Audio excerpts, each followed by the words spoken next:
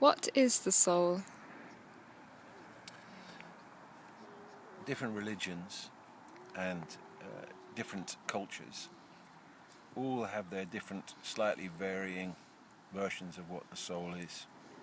And that's easily found on the internet. But if you're asking me what my experience of the soul is, then I can say that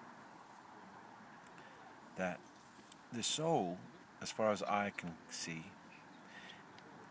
has different ways of manifesting. One of the ways that it manifests is as a point of very brilliant light. And it's almost as if it's like an atom that is activated to gather consciousness around it. And over time, light and presence seems to be condensed into it, and it becomes more and more and more. So a soul for me is something that is built. You make your soul. You can develop it, you can lose it. And when most people who come into a human body in this world, they don't really go out. But if you were to, it is possible to go out through intense shamanic, meditative or psychedelic practice, then wormholes are generated, and what travels through a wormhole into a different space-time era or zone is the soul. And the soul has the sound and characteristics of you, but not your body. And it's the repository of all good and all things that are made of love. And it has like a tone.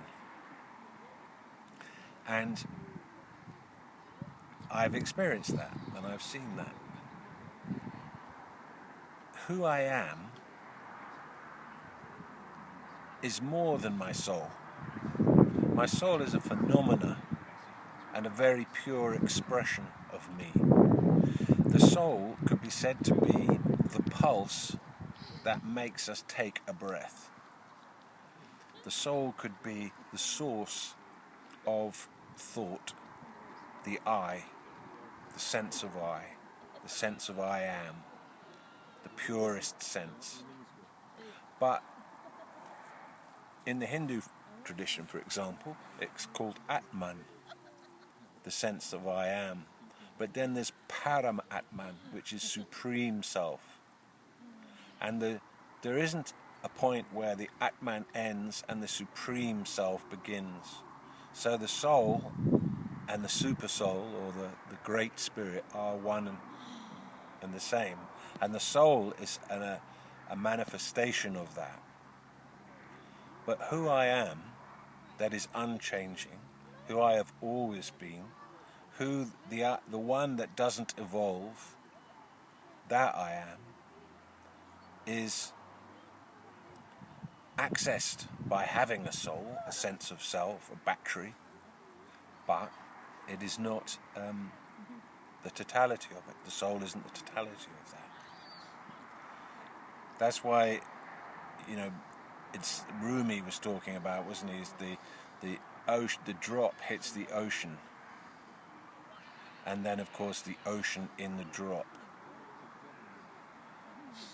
And these are things to be experienced to understand them. But the soul is the most beautiful part.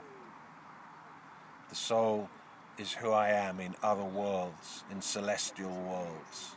I am my soul. Here I am my ego. Here I am the part I play. But in other worlds, which there are, I walk as a soul in light. And